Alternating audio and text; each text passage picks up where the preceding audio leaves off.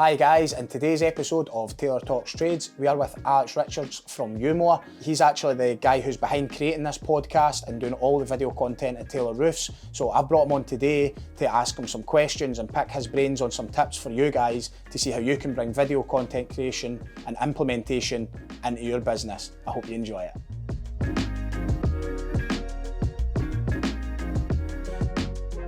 Alex, welcome to Taylor Talks Trades.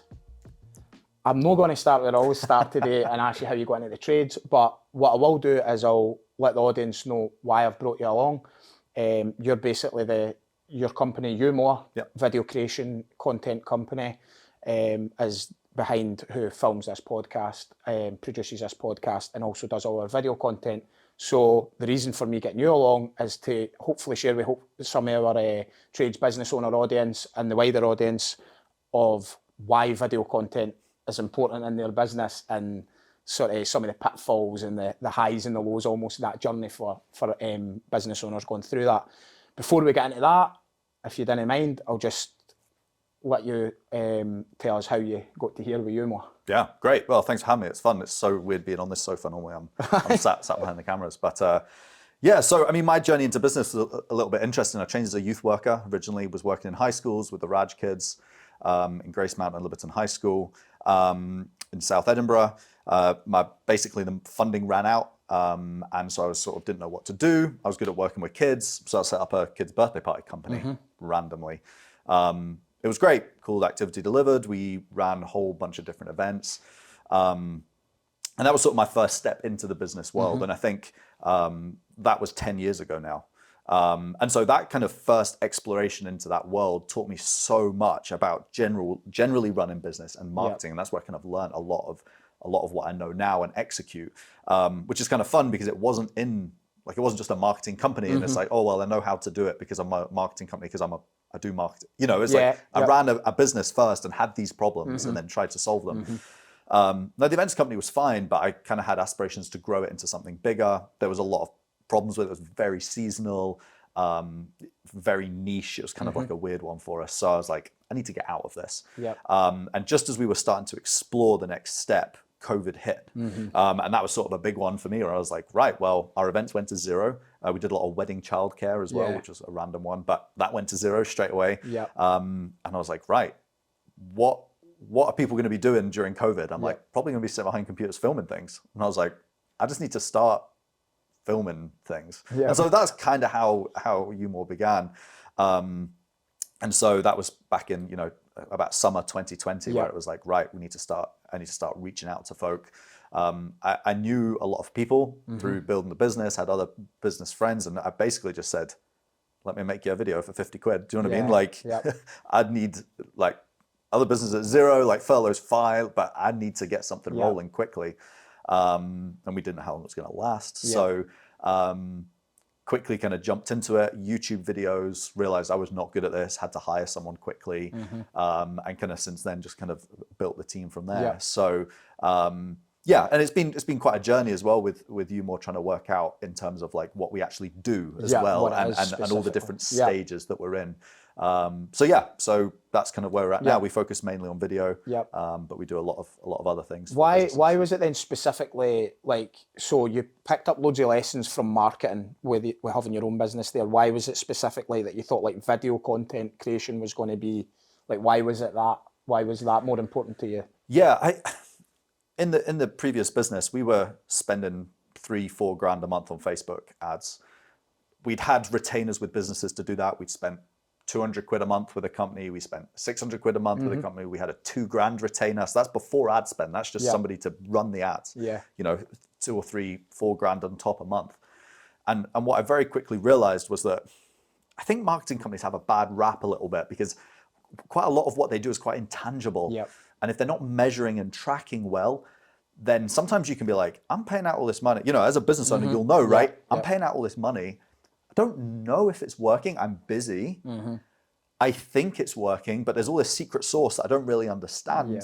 And quite easily I can be bamboozled by it, by a marketing company. And so I'm sort of like, okay, I believe you, but I don't want to turn it off, but I don't know if it'd make a difference. And so you end up in like this space where you really need to trust that marketing company to be honest with you. But at the same time, it's like, you're not really sure what you're getting, because so much of it can be like cloak and dagger. Well, not cloak and dagger, but behind this privacy wall. Because it's like, well, if I tell you that, then you'll just go do it yourself. It's like, you're probably not gonna.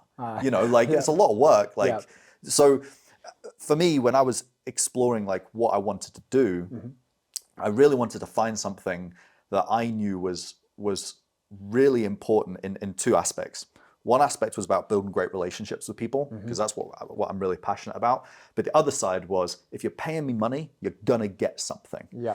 If you're paying me money to make a video, you're gonna get a video. Now, we can argue about the quality of it, or how long it took, or how much it cost, and that's fine. But at the end of the day, you would be able to look at my business and say, well, I know that I put in X and I got Y. Yeah. So that was the main reason for focusing on that. The relationship side is, I think content's so important in like getting across who you are in your business and your brand. And I think, in business is just all about relationships. Yeah. Whether that be your relationship with the customer, whether it be your team's relationship with one another, and then also as the owner, your relationship with your team, your customers, and then your suppliers. Your marketing folk, your external, your subbies and all that. So firstly, having something tangible. So it's like you spend X and now you've got 100 videos, say, or 10 videos, or one video, or whatever it may be. And then the other part is the relationship. So that's like, I can probably speak for that point of view, because I've used your services and you've been in and around our business, and it's almost like who takes the first phone call in the business, and where, like, how can we get better information in there, and how can we do that? So I think that's probably quite an important part. And I think what's probably I've learned probably more so over the last couple of years is just maybe allowing people into your business a wee bit more. Like, probably even like having worked with like a business coach as well. Like, sometimes you just show them partly it, but if you only show them that, then they can't do that full wider range of job. So I think even for yourself, like me, just maybe sort of saying, look, this is my processes. Where do you think you can improve that? Like, where would video improve that? Does that make sense? I think the difficulty with that, though, is you have to be at a certain size where you can bring in a certain size of kind of partner that you can basically afford. Like, again, in my events company, we were never really at the size where we could bring in an expert who I could give the time and money to say, come on in, see everything, and make good decisions off the back of that. And I think that's a big struggle with smaller trade companies, where you've maybe got one or two teams, you've got one or two vans or whatever, and it's like, you do need someone who can come in and look at the business side, because again, like, lots of trades are coming in because they were on the tools, they're good at it, and they don't like their boss, and they're like, sack that. I know I can do this for myself. I know I can give a better customer experience. And then all of a sudden, the doors are open to, oh, there is so much that I do not know. Like, I can fit a boiler or do a roof, but I don't know how to make an invoice, and I don't know how to email a customer back. Can you just ring me back later because I'm fixing a roof? It's like, it's probably not the best first impression. Like, that's probably not the system you want. But for so many coming into it, they just don't know that. But they're also at the size where you can't be paying $1,000, $2,000, $3,000 a month for somebody to come in and spend time looking at that. And so you're in this like catch-22 where either you make the investment and you can pull someone in who can help you get to that next level so you can afford it, or you don't, and you kind of, So on that then, so on like small business owner, maybe one-man band or a couple of vans, no got the sort of budget that maybe say like somebody with my size of company would have, or just no even got a budget basically, which we've all been there.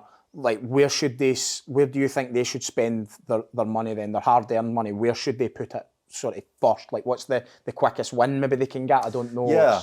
I think, for us, if somebody's coming to us, and one of the first questions we ask is, how much are you spending on marketing? And if the answer is 0, I'm like, oh boy, like we got a big problem. We got a big problem, because if you're coming to me, a lot of the work we're doing is at least 500 quid a month, £1,000 a month worth of content creation. You're not going to see like an instant return on that. It takes a long time. So, if you're sort of starting out and you've maybe got 500 quid a month or whatever, I would be exploring like the basics first. Like, get a website that looks okay. Like, if you've still got @gmail.com, that's it's time to just step that up, Like, in terms of your email address and stuff. Just like do you know what I mean? Like one with your actual company. Exactly. It's not that difficult to do. Yeah. It's really easy, you Yeah. know, but actually you're a joiner. Yeah. You don't know how to do that. Yeah. Of course you don't. And that's fine, Mm-hmm. you know. But spend 100 quid and get somebody to set that all up for you. Yeah. And great. And now you've got that. That's the first step. So I would be looking at kind of getting the real basics like that. Getting a website. Again, you don't need to spend a fortune. You know, you can spend $2,000. There'll be people killing me here. But, you know, to get that first website, you just don't need to spend 30 grand. And you probably shouldn't build it on Wix by yourself either. Like there's a nice balance in there between spend $1,000, $2,000. You know, lots of developers will happily let you pay over 4, 5, 6 months. So there's your first spend. Start just like building up the basics. Yep. Facebook, Instagram, places like that. Like you don't need to pay a company like me to do that. Like do it yourself. You know, to be honest, it will probably be better. Yep. Like it will be really real.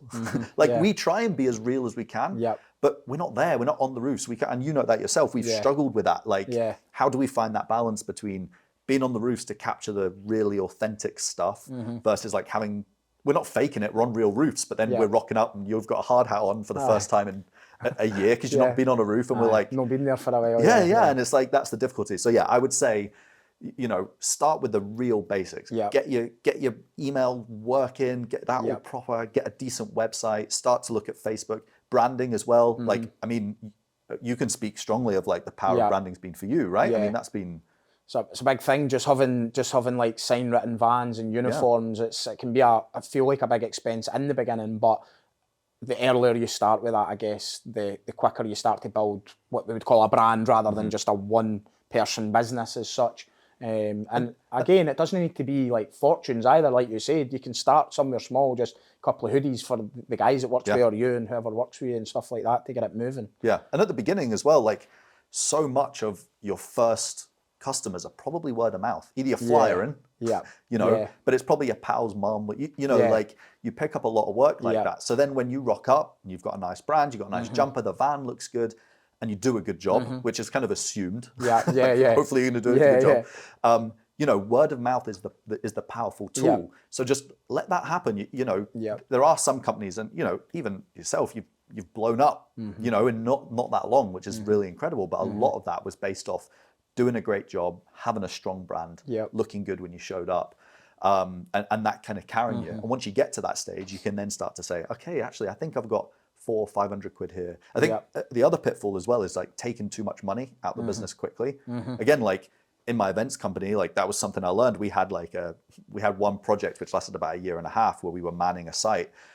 It was like the golden era. Like the money was insane. It was just like beautiful. Like we were making silly money, more money than I'd ever made in the events business up until that point.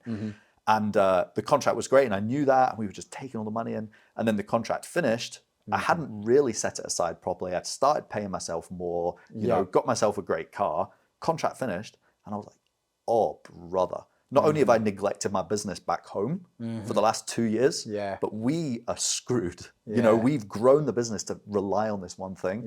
And so I think that's a real big issue that I think small business owners hit as well is, you know, stuff starts to pick up. You know, if you're seasonal, you're right in the middle of the season, it's busy, you've got loads of money, and you're like, we'll get that, let's get a new van, let's do that. And then all of a sudden you hit your downtime and you're like, oh dear. You know. I think a good point on that for probably the listeners might be that, so anybody who's sort of maybe been on the journey similar to myself and many business owners, but going through that sort of Jamie Taylor roofing services to Taylor roofs, that let me draw a line in the sand to almost like some of the things right at the beginning, the early basics might be like actually having your personal bank account and a business account. Like that's something that like we've had loads of guests on this podcast who's like really successful, and nobody speaks about that because it's such a assumed thing. Like obviously you'll have the right business account, but you know, just knowing that like the money that you're being paid this is two separate entities. So now you're actually in control of, right, Taylor Roofs is making money here, but there's also a decision to be made about how much of that money comes out and goes back to the director or the owner or whatever. And it's just like getting them wee things in place. And I was having a chat with Jordan Thompson at the football on Saturday there actually, who was one of our guests.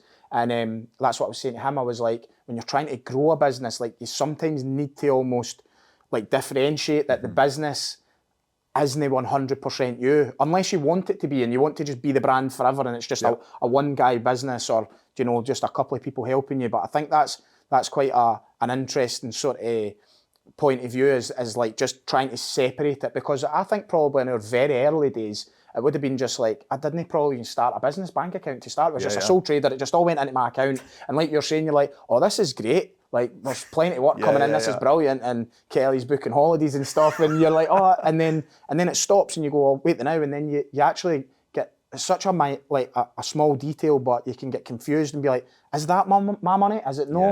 And like I look at like Taylor Roofs nowadays, and I'll look in that bank account and go, right, there's a good bit of money in there, but I'll never look at that and go like, that's mine, because it's not mine. It's the business's money. If I wanted to take it all out, I could, but it wouldn't be very wise.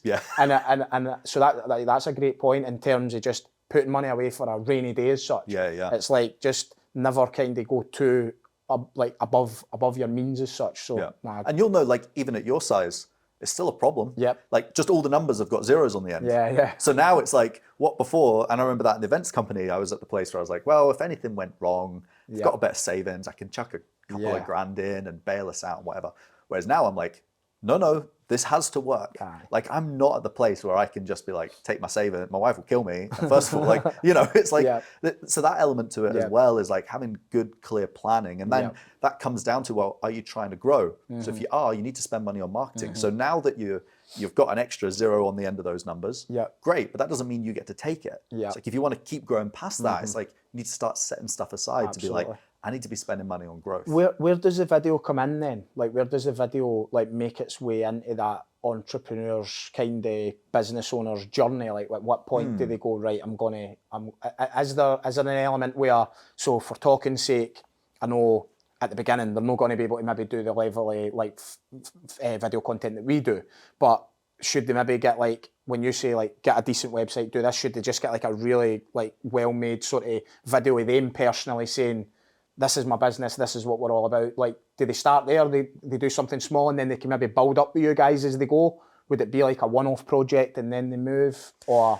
Yeah, I think you want to kind of look at it in phases. Like when we're building stuff for clients, we're saying, okay, this is phase one, because actually we don't know what is necessarily going to work yet. So let's keep it chill. When we're looking at sales processes, we're looking at like, okay, these are all the different steps. These are the videos or the general content, whether that be a nice PDF explainer, whatever that is. When we're kind of building that all out, we want to understand, well, where works and where doesn't, and what's being engaged with and what isn't being engaged with. And at that point, once you have the information, you can then re-look at it and be like, okay, that's working. Let's invest more there. So I think if you're building out a website and you're setting aside $1-2 grand, you know, there's probably a little bit there that you want to think about, like, okay, I need some photos. You know, like again, start with photos. Like, video's great. I'd love it if everyone did video. It would be better for me, but again, just get real photos of your guys in your branding. Like, your iPhone can do it. You know, just think about it. Like, just like pose it a little bit. If you can't, you've probably got a pal who can. You know, like that's the place to start. And once you start on that journey, again, it comes back to the brand. Once you start on that journey, you then start to see like, actually, yeah, we could get a good video for that there. Okay, but actually, is that the best use of spend? Again, it comes back to like, is it in the budget? Is that the plan in my marketing spend? Yes, it is. Great. Okay, well, let's look at what that looks like. I think the issue with video content, though, is a lot of it comes back to efficiency.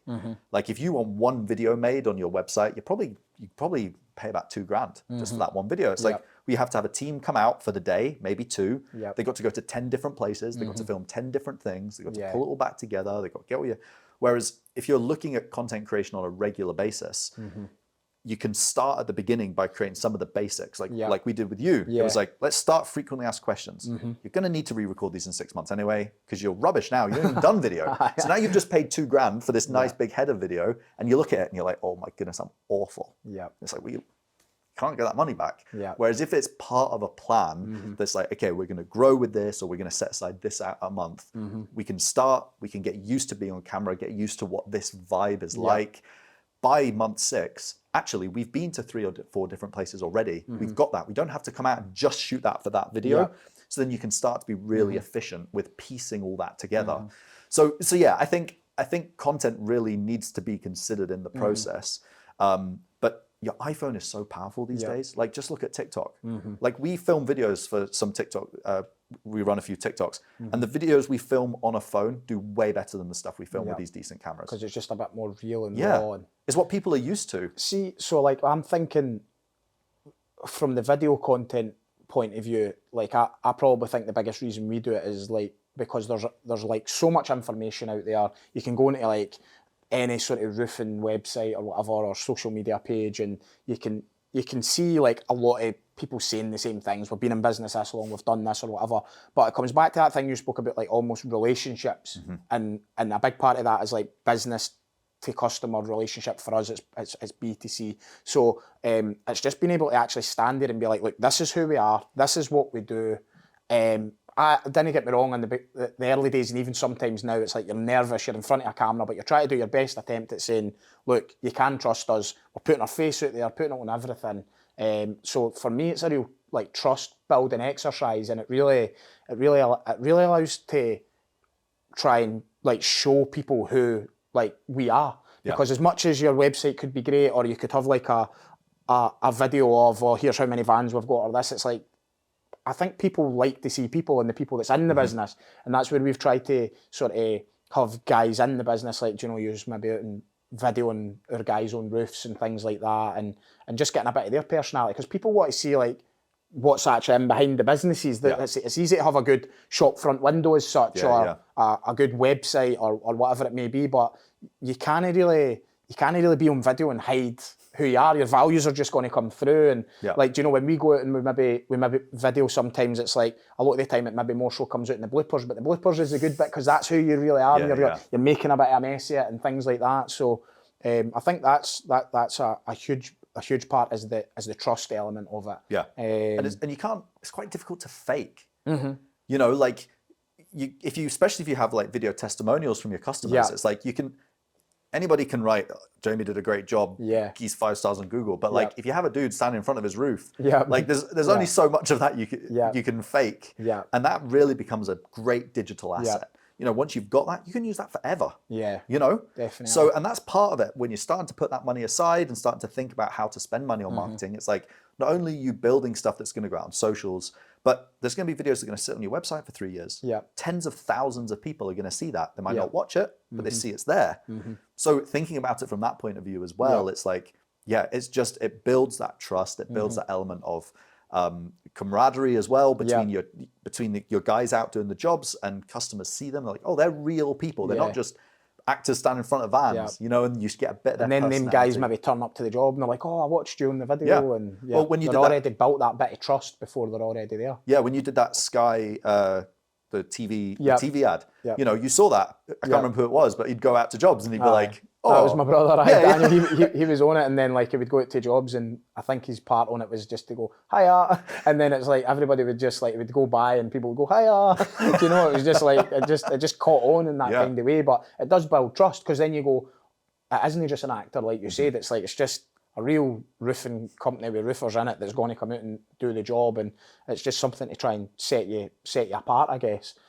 What do you think about so if there's, say, business owners out there who want to get into the video content side of things, what can they do to prepare themselves for it? Because like, it is a bit nerve-wracking. Like, even like this is probably like close on 30th episode we're probably filming right now, and it's still as nerve-wracking as it ever was. Do you know? And the same as well, if you guys turn up and we're going to go and do a shoot, and it's like everything's fine until the camera's just right there, and it's like, right, now you've got to do your bit, and it's almost like what, like, is that just something you just learn and you just get better at it? The same way as it could be like when you started, like I started roofing, I didn't know at the beginning, and by the end you know. Is it? What's your thoughts on that? I think it's practice and preparation. Like there is no substitute for just forcing yourself onto camera and doing it a million times. Like if you go onto our website, there's hundreds of videos of me talking to camera about stuff, and it just doesn't really faze me anymore. I'm just so used to it. But I'm doing, there's probably thousands actually in my hundreds. So I'm well down that track. But if you're also not prepared, then you can really struggle. You'll know, even with these podcasts, like sometimes the shows can go better when there's been a lot more prep in the background in terms of like having stuff to talk about. And no matter how much we try and be like, guys, give us stuff. And we have this with other podcasts, like, come on, give us a little bit, because if we can prep better for the conversation, we can get way more out of it, not only for the audience, but just in the actual conversation. So I think the combination of those two things is really important. Because there is a thing between, like, there's just trying to find a balance. And for me, like, what I wanted my podcast to be was like, you just turn up and you almost just sit and have a chilled conversation and you catch it on camera. That's quite naive. Like, I've found that that's really quite naive.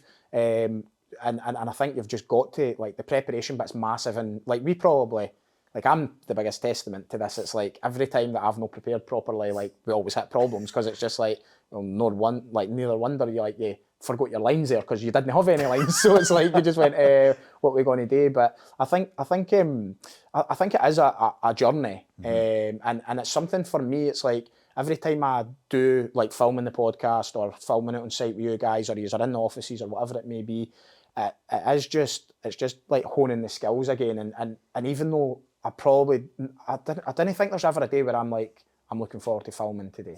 Like, I don't think there is, because there's just some form of pressure around it. But every time I do it and I film, I go, well, I did it, so I put myself in my comfort zone and I got it done. And then I can look at that and go, maybe I'm in a smaller percentage of people who would do that now, because I know that there'll be people who just wouldn't take the step. So now you've got more opportunities and more chances than what they'll have, because they're just kind of stopping behind that fear. But I don't know if it'll ever get easy. Do you know? I think it just probably you get used to it, but there's just loads of wee twists and turns on the way. But I think to any of our audience listening, I would definitely be saying, like, just put yourself out there. Like, even if it's just on your phone, like you said, get the iPhone out and just go, look, this is my business, this is what I do, or this is who I am. It might not necessarily need to be about your business, but like, people want to see other people, they want to engage with them, they want to connect. The world has become so much behind computer screens as such, and you know, during COVID, and people not like connecting as much and seeing people as much. It's like people probably want to be behind the computer screen but still be able to feel something, and I think video is probably the tool to do that. Yeah, and I mean, as well, the most important part of that then is not only the plan and the shooting, you have to flip and use it. Yeah, put it like, somewhere. The number of times we've made videos, especially at the beginning, because we didn't used to offer it as a service, where we would say, how the videos go? And they're like, oh, yeah, haven't used them yet. And I'm like, scared, or just not sure where to put them. Yeah, just that, don't know what to do with them, haven't got the time to make it happen. And then they watch them, they're like, oh, I don't know, like, I look a bit rubbish, oh, I'm not sure what my hair looks like. And it's like, no one's looking. Like, and you're gonna be rubbish at the beginning. You are, it takes time, like, and you'll get there. You'll get over yourself, first of all. And second, you just get better. And that's so important, is actually getting out to your audience. Otherwise you spend That's a big one, mate. See, the get over yourself is a big one, because like, a lot of the time I can be quite self-conscious around my weight and sometimes how I look or whatever.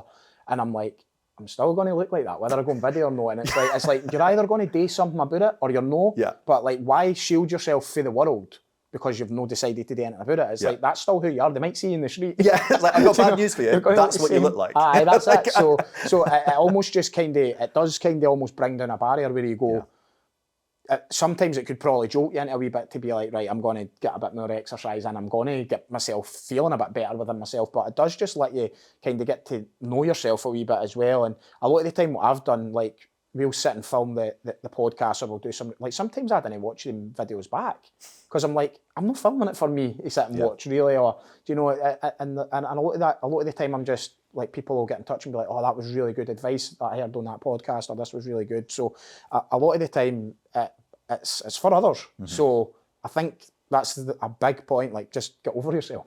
Just go over yourself. In terms of podcast stuff then, this was kind of a newer service that you sort of brought in, and I think we were kind of like your first, well, we were your first kind of client as such to do it. What do you think of the podcast space? Like, what's happening with that? Is that a new means to marketing? What's the benefits? Yeah, I think content is so important in businesses, and you need to be producing it. And what I like about podcasts is that it's really easy to do, because it's like, right? Well, it's not super easy, but not too easy. But, speak for yourself, man. But in terms of, like, you know, you bring on someone smart who has something to say, you do a bit of prep, and you can pull a 40-minute episode out of that. But not only that, you can cut that up into 3, 4, 5, 6 little snippets that can go out on your socials. Yep. Not only that, you put it on YouTube and you start to build out a series and a show. You can also then take some of the advice in that and turn it into a website article. Put it on your website. Now it's SEO optimized. Yep. Not only that, you can pull that out and use it in a newsletter as part of your business and start be pushing that. And so that's what I like about it. In terms of like amount of input and preparation for, compared to this conversation, we filmed 3 of these podcasts today. Yep. You've maybe spent an hour max prepping for it. You're looking through the questions that you've asked the folk and making sure you know what's going on. Yep. But if we were going to go out onto a roof and do a whole big shoot with a really clear plan, you'd have had to spend at least a day prepping for it. And we probably wouldn't get as much content out of that as we would this. Now, a podcast in a roofing space is really interesting. I don't think there's many. It's probably just you. Yeah.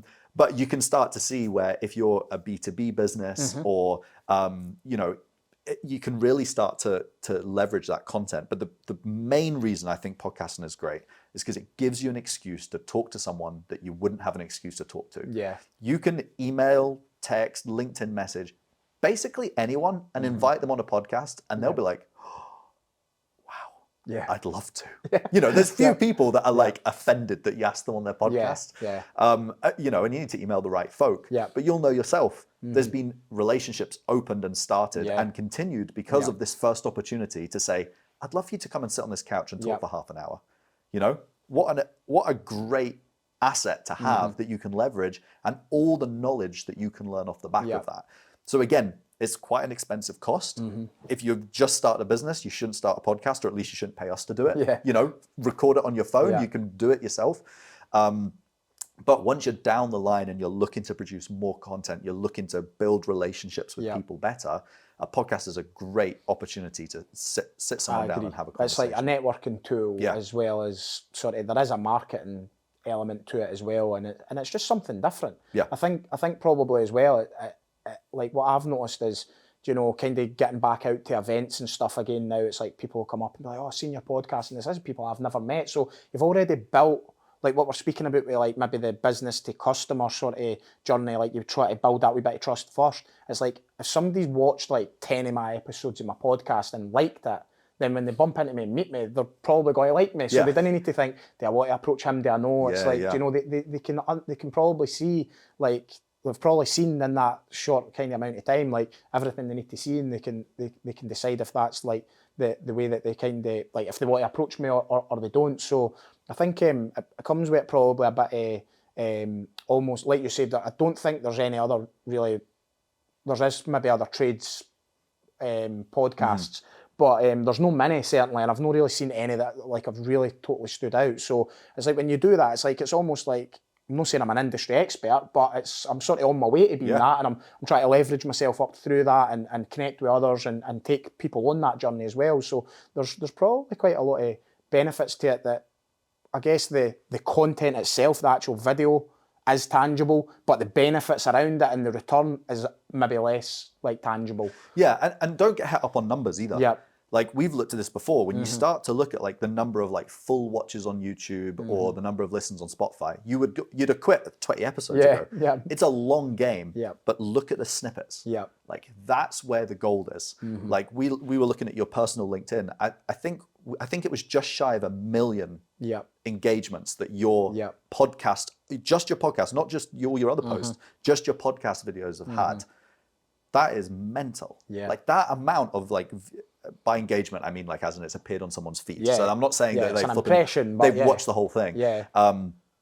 That's crazy. But the snippets tend to do so much better than probably the full thing. And, and it is because it's short and it's easy to watch and it's and people will say, I watched your whole, I listened to your podcast. Yeah. They've never listened to an episode. They listen to the snippets. They listen to the snippets. So again, if you're creating content, if you're creating a 20, 30, 40 minute piece of conversation or whatever, you have to snippet it. That's where the gold is. Absolutely. Like you do the long bit to get the short bits, and that's so important. No, that's brilliant. Brilliant advice. Is there anything else you would like to kind of touch on that you think could be relevant, or where are you guys off? Where he's gone next? Like, what's the YouMore journey? Yeah, I think for me, my encouragement is you just have to do it, and you just have to do it on your phone. You have to do it. You have to learn the marketing side. like it's going to be so important. If you're wanting to scale and grow, like you have to invest time in it. And I think it's also not to hand the reins over too quickly to a marketing company. I think, you know, I have a lot of close friends who have built businesses, and we kind of built together. And I think that's one thing we all learned quite quickly was if we have a good understanding and grasp of the marketing side, it's much harder for companies to bully you through it. Like if you can look at a Facebook ad manager and have a basic understanding of what I'm looking at, it's very difficult for someone to say, oh, it's going really well. And I think that's why marketing companies do get a bad rap, because there's lots of people that just pop up and say, oh, I watched a few videos on YouTube. I mean, that's how I started video, but I watched a few videos on YouTube. I know how to do Facebook ads. And it's like, oh, there is so much more involved, you know? So it's understanding the basics. I think that's what I would say to folk is like, once you get off the tools, or partly off the tools, set aside some time to learn about Facebook ads, Google ads, SEO, so that you're basically not swindled. That's kind of what I would say. Makes sense. In terms of where YouMore's going, I guess, you know, I'm trying to grow quickly. For me, I like building things, and I like building great relationships with folk. So as we grow, I'm trying to build a great team. We're all in-house. We don't outsource anything. I'm like, I want the guys sitting next to me as we work together and build something great. So yeah, I think for me, it's just continued growth, continuing to be better. I think we've got the creation bit. We're really good at creating. I think what we need to work on just now is getting better at the strategy side, and then also the analysis at the end to feed back into the strategy. That's where we're really starting to get better at just now. It makes a lot of sense, because I think like we've been on that journey together ourselves. It's like you film a ton of content, you go, right, great, and then you go, right, where are we going to put it? And then it's like, how are you going to implement it? And then what happens is like, we've probably come over that phase where now we're like, right, what are we going to video to put here, here, and here?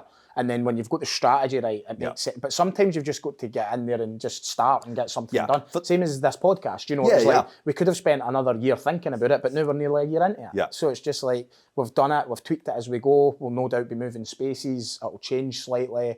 We've kind of mixed things up in terms of guests and things that we've had on. So it's just getting in, doing it, and mixing it up. No, that's great. And if anybody wants to get in touch with you, where's the best place to get you because I'll probably have a few questions off the back of it. Yeah, you can find me on LinkedIn, Alex Richards, or you can just drop me an email at alex@youmore.co.uk. And I'm always up for hanging out with folk, chatting to folk, and just, you know, I like building business. I like meeting people and hearing their stories and kind of growing together. So. Awesome, mate. Thank you. Great. Cool. Appreciate it, bud. Thanks. Good man.